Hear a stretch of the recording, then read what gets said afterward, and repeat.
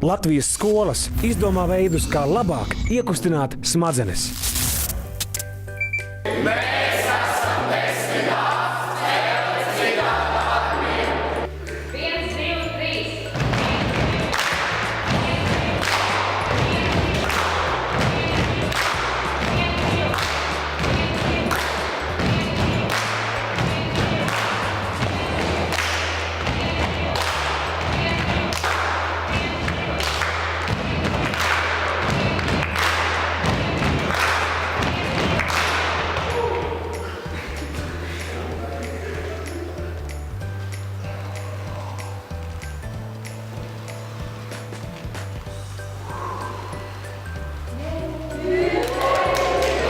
Pētījumi liecina, ja esam kustīgi, palīdzam, saskaramies, sadarbojamies, mēs iekustinām smadzenes.